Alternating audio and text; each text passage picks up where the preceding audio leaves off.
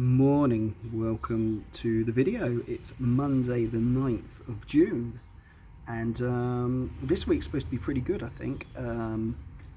It's quite hot, I guess humid, I guess is the word. It's a bit overcast at the moment, but I guess you would expect that with humidity. It looks as though this week's going to be pretty hot. Thursday's bringing in quite a big band of rain, and maybe there's a bit of rain on Friday. So we'll just have to play it by ear and see what happens. This week is fortnightly mowing, although Monday's lawn care day, so I'm just on a tiny little lawn care job.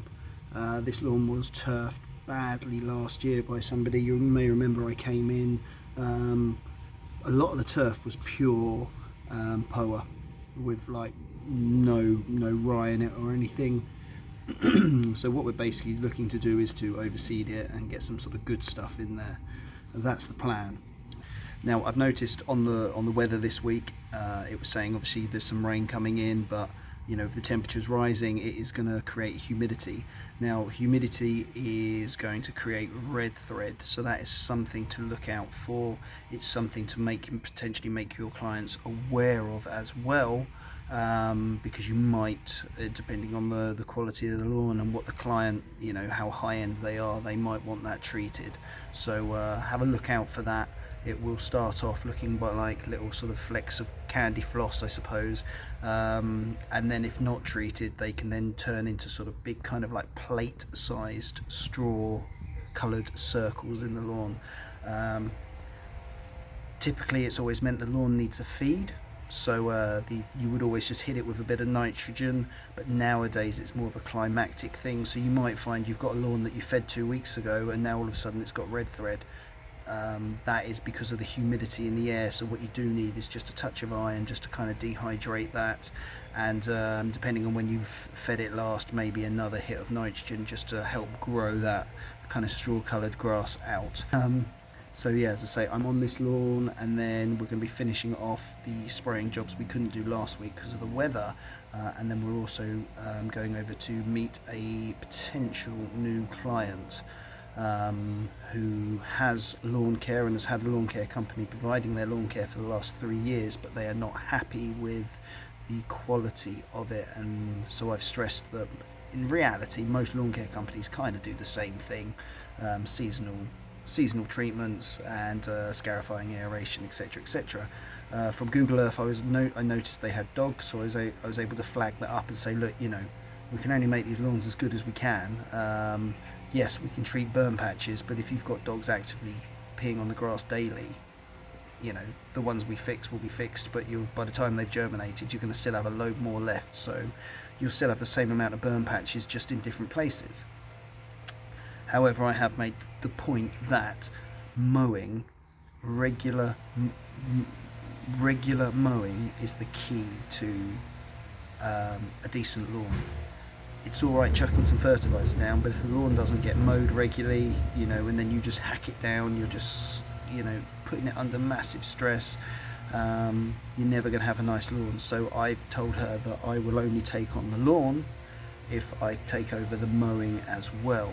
So I'm going to go and have a meeting and just see. I think it's only a small lawn, to be honest, but yeah, just have a bit of a chat about that. And that's kind of what I'm looking for now, is kind of total control of people's lawns.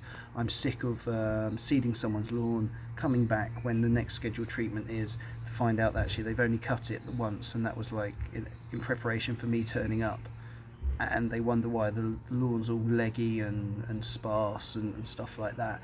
It's amazing how many people think that lawn care, like chucking some fertilizer down, is going to be the answer to getting a good lawn. It really isn't. Mowing the lawn regularly is the key, because by mowing the lawn regularly, you have to move obstacles, you have to move objects, leaves which are sitting on the lawn. That's gonna make the lawn be in a much better position. Regular mowing also, you're only going to nibble off a little bit of the grass, so you're not going to be stressing it. By regularly cutting it, that lawn is going to put more of its energy into thickening up rather than growing upwards. If you only cut the lawn every now and again and you cut it low, that lawn's going to panic and it's going to send shoots up to get some sunlight. So of course you're going to encourage a very sparse lawn. So regular mowing is the key with supplement treatments. Anyways, I'm going to finish off on this one. I've just done 2 passes with the scarifier. I'm going to get that cleared up, maybe do another pass and then run over with a mower, then some bit of seed, soil, fertiliser. Bob's your uncle. Well, there you go, there's green grass. Cut the bloody lawn, will you? There's gardeners here. Whether they were due in on Thursday and Thursday got washed out, but even so, it's pretty long, isn't it? Okay, so there's the lawn again, a week after we fed it, and it's been watered in. People want lawn care to get a nice lawn. Just mow your lawn to get a nice lawn. That's all you've got to do. Lawn treatments are secondary to mowing. Because this don't look good, does it? And it's as green as it can be. And we're at the 3rd lawn for spraying. Every time I get in the van, there's like a little bit of mist of rain on the windscreen, but it doesn't really come to anything. Anyways, I'll just quickly show lawn. So all very lush and green, so that's decent. So yeah, it's interesting actually how there wasn't that many weeds, obvious weeds, on the lawn as I was going over it. I wasn't obviously looking for them because I was just feeding, but actually because I fed the lawn and then it's rained, the weeds that were just developing have really sort of shown themselves, which is great because that's what you want when you're spraying weeds, is particularly selective, is to have them actively growing for best results. So the fact that they've all just kind of like popped up is a great time. That's why this time of year is the best time to do the selective. Other times of the year it will be fine, it will certainly knock them back, but it's a bit of a slower process. If they're actively growing and flowering, then that's a great time. So, I'm pretty much all done today for the feeding and stuff like that. I was gonna crack on with some more mowing, but actually now the time and stuff, I'm just gonna potter around in the container. So as you saw today, tiny little lawn, so I used the little Elite scarifier. I can't see that I'm going to use this now until the autumn time. Even then, I don't know whether I'm going to be using it again yet. So all I'm going to do is just make sure all the fuel's out of it, so it's there's no stale fuel clogging up the carb, etc, etc, and hopefully by doing that it's going to be good to go when I next call upon it. Morning, so Tuesday. So with regards to the lawn that I quoted yesterday, there's 2 things that are really bothering me. One is that they don't know if they're going to be able to give me the codes to get in or out. I explained to them I don't want the codes now, I want them to accept the quote, and then once that's accepted, then they can pass over the details. But the whole thing of we'll just let you in and out doesn't really wash with me. I've had this experience before where they're on a conference call, they've got their headphones on so they can't hear you banging on the front door. They can't, their phone's switched off or turned over so they're not looking at it, and essentially you sit on their drive for half an hour while they finish up. Now the problem I've got is when I'm picking my children up, I need to go. I can't just sit on their driveway waiting to be allowed to leave. So that's not going to wash with me, so they're going to have to give me the if I do it, I'm going to have the codes to get in and to get out. And secondly, right, to get down their gate and passageway, it was 23 inches.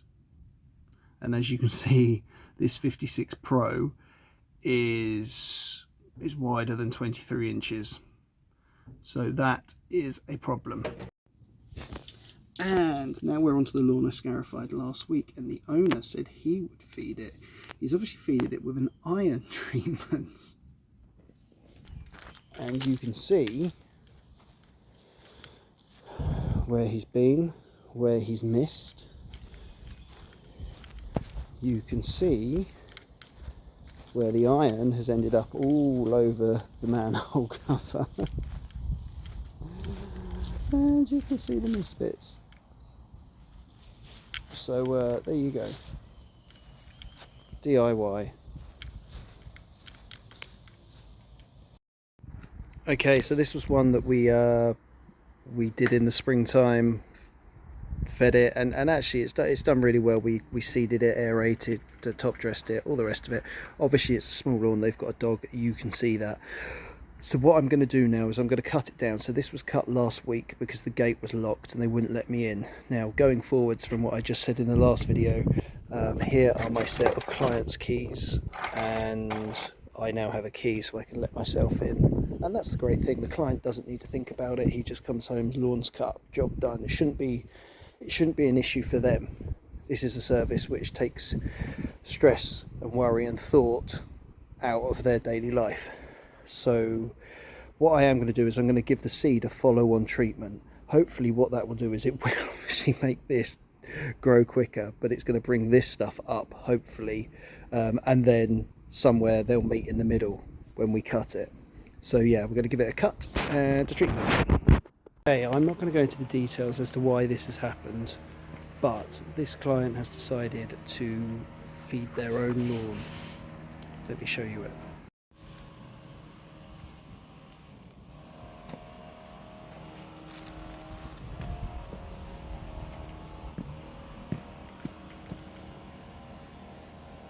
Okay, so even though the client has done their best to ruin it, we've put some stripes in and we've done the best we can. Very strange situations. Okay, here's a little thing I do when I finish spraying. If I've genuinely got nothing more to spray, but this is pressurized. Even if I turn this off now, down here, this is still pressurized. You can see the gauge is on 2.5 bar actually. So if I hit that or touch that accidentally, that's going to go spray everything. So quite often all I do is I just literally release the pressure and then just put it straight back in. And now should I accidentally knock the trigger, not a great deal is going to come out. Maybe a drip or something, but that would be it. So, just a little tip just to prevent spraying, well, getting your roof looking like that, really. I learnt the hard way. Hopefully you can do it the easy way. Okay, Thursday, and we're on a Friday lawn. So yesterday I didn't actually film anything. Long day, long fortnightly Wednesdays. The reason they're so long is because one of the houses is for sale and it's the furthest one away from where I live, so I'm not going to be carrying it on once the house is sold. I've already replaced it with the new client, and I didn't want to delay that new client in coming on board because how long does her house take to sell? I don't know. It could be very quick, could be gone in a month, could be there in 6 months time. So I wanted to keep everyone happy, but what it does mean is a long old day. But when the house does sell, I've already replaced it, so that's perfect. So yeah, put the brush on the mower today just to try and stand up some of those seed heads, some of that kind of lateral growth, and therefore cut it in a different direction. This lawn, this lawn gets so dry under that tree, it's almost like a perfect circle, really. So traditionally I always used to cut this right to left one week, left to right the other week, but the last year I've just been going straight up and down. These two lawns together make about 650 square meters. The bit out the front makes the whole front about 700 square meters. So it's a big area and the client isn't going to water it. So it is what it is. Sometimes when it's really dry, I'll just stick a sprinkler out and try and just help keep some kind of like moisture in there. But you can only do so much, and like you've got a massive tree like that sucking the life out of this lawn. It's only going to end up one way. But it's quite often that these lawns, I've had these lawns completely brown and completely in dormancy. They come back, and you have to chuck in a bit of seed here and there, but they always come back. So yeah, right, well I'm going to do this one, and then I'm going to go and do the last two of my usual Thursdays. Okay, first job of the day done, and it's beginning to rain. Today was actually advertised as having this like torrential band of rain coming through. I don't think we're going to get that. I think we were scheduled to get something, and this seems to be it. Although I was expecting this nearer 2 o'clock. It's about 12 now, so yeah, I'm hoping that by the time I've driven to the next job, which technically is about 8 minutes away, somehow we will sort of like, it will hopefully be coming this way and I'll go that way and then we'll miss each other. That's the plan. Because the first job I've got to do is cut that new turfed area. So yeah, trying to do that lush growth on a dry cut is a lot easier. Anyways, right, I'll see you there. The weather was still coming through when I got here. It has just stopped. Very, very humid. So here's your wildflower area, here's your path. I've only been strimming. And then you've got the 2 paddocks. If you remember, I cut this down just before, I don't know, in March maybe. Now, there's your fire pit, or your fire area. When the clients moved in, the fire pit was under this tree, which didn't seem particularly wise. So what we did was we moved it to there, so it's a bit more open up. However, this is the fire pit, and obviously nothing's happened. But check this out. These purple poppies. They weren't there last week. Look at them. There's loads of them coming up. Amazing. Who knew? Okay, so there we go. Cat on sitting 5 on the hater. Obviously the brush is on as well, which has actually made a much better cut. And there we have our diagonals. Or sorry, and then we have our checkerboard effect. So looking good. You can see just there where a passing dog has peed on the lawn. So that's annoying. Good morning. So Friday.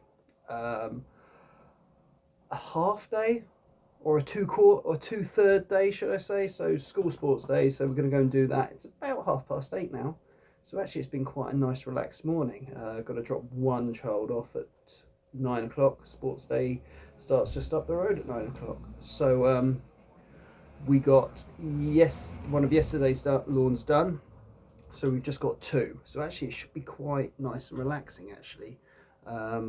Should hopefully get over there for about 12ish. And yeah, about 2 to 2.5 hours on each job. I had planned on one of them to do some seeding. There's a few areas from where we kind of had that long period of no rain, which just didn't really bounce back. I want to get some seed in there.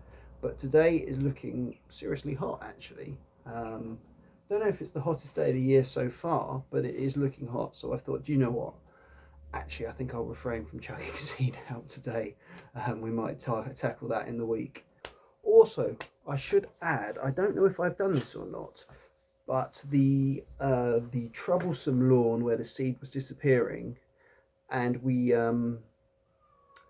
found, or the client, after I'd suggested it would be mice, realised after a couple of hours it was mice and acknowledged the fact that it was mice. Has left us in a situation where the seed now, because he has actually had quite a successful kill rate on the mice, that the lawn is germinating. The seed that's gone down now is actually having a chance to grow. So he sent me this photo probably 2 weeks ago now. So I should ask for an update actually. I'm not due in for a while now because on my last treatment I did there's like the summertime feed early, so yeah, I won't need to see it for a while, but hopefully it is all solved. And I think that is the thing for perseverance. You've just got to trust in yourself, believe that what you're doing is right, and if something's going wrong then there's an issue of some kind, and the idea is that you go through your checklist of what it could be. Seed disappearing. How would seed disappear? Birds would eat it, but it's got a cover on, so birds physically can't eat it, but it's disappearing. So if you can't, if whatever it is can't get it from the top, it's got to be from the bottom. Now, are worms eating grass seed? I don't think they are. So it's got to be something else which can get underneath. So it's just logically going through it, even when the client, you know, he was all right, but essentially they're blaming you, and they're wanting you to come up with the answers, and actually. When you do come up with the answers, they then tell you that that's not actually right and that's wrong. But you've got to trust in yourself and believe in yourself that you know what you're talking about. And as eventually, I was proven to be right. So it's important to have faith in yourself and what you're doing, because particularly when you know it's quite a lonesome job sometimes when you've got, you know, you could have a couple of different clients. One's having seed eaten by mice, one's not watering seed, so it's not germinating. They're all blaming you because you said you'd have a lovely lush lawn, and but they're telling you they're doing all the things they should be doing, but they're not. And sometimes it can be a really lonely place. So you just got to trust that you know what you're doing is right, and that it's not you, it's them. It's always them, I find. So stay strong and keep the belief. Hello. So we're at the first property. It started off a really good day actually. Sun's out obviously. Ooh. And I've got the, I'll show you behind me, so all striped up there, minus the dog bloody burns, and all striped up over here, so very good. The road, picked up the Cub Cadet, brought it up, turned the engine off, filled it up with fuel, and then it wouldn't start again. So the spark plugs are sparking, both of them. It's turning over, it just won't bite.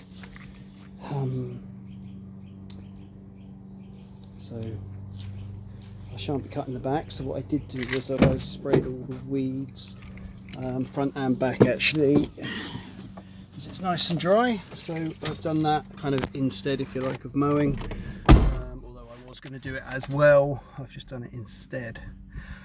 So that's that. We've got one more. I'll probably just do the same, cut the front, then spray the front and back for weeds. I need to sort something out with this mower because it keeps going, doesn't it? It just keeps happening. It's got over 500 hours on the clock, which I suppose it is a residential mower as opposed to a professional mower. So I guess 500 is that as much as you can expect? I've no idea. So I think realistically I need to start looking at something a little bit more reliable. And for all the mowing I do, although I've done a reasonable amount of sort of big, just side discharging stuff, that's kind of more sort of ad hoc work. The majority of the stuff I do ideally would be needing a collector on it. So I suppose something in the something more like the John Deere mower would be more applicable to the work I do regularly.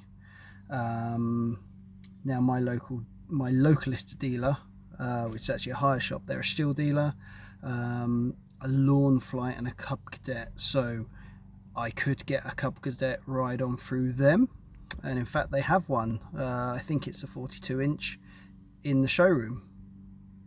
I think it's about £5,500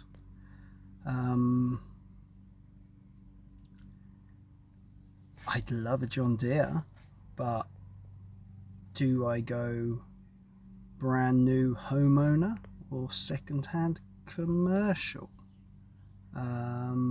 with a view to potential commercial work down the road, but just basing it off of what I have at the moment, don't really know. Thoughts would be, I'd be grateful for any thoughts or people who've been in that decision before. When I was looking at a potential mower a few years ago, at that time I had the Cub Cadet with the side discharge and the chute which goes up around the back. I really like that because you get the bins at the back, so when you want to dump it in green waste bins or compost bins, you can literally, you've got your bucket full of grass and you just tip it in. The John Deere, that one, you just dump it on the floor, so I just have this little tarpaulin that I keep with that mower and I've always kept with it, so I just put the tarpaulin down, dump onto the tarpaulin, lift it up, put it in the bin. Obviously when it's wet and what have you, it's quite heavy and it's not ideal because you end up getting covered in it, but that tends to be sort of what you have to do. And then I also had an American client who had a zero turn mulching kit, Toro zero turn, and that was great, and I thought, well, that's the answer. But then we had a really wet summer, so I was having to blow the lawn off, cut it twice, and then blow it off again because all the clippings were just clumps all over the place, and this was a weekly cut as well. It just wasn't doing it. So when it's dry, absolutely fine, but I think for British summer times, which aren't going to be the drought ones, you really do need to collect if it's a weekly formal lawn, like what I do. So I think that's the way I'm going to have to go. As good as a zero turn with a mulch plug or a side discharge or whatever it may be, as easy and convenient as that is, I think only if you're doing the sort of the commercial side of stuff would that as a standalone mower be a viable choice. So yeah, I'm rambling now, but I'm really just trying to get my breath back from having to push the mower back down the road. Anyway, fortunately it was downhill as opposed to uphill.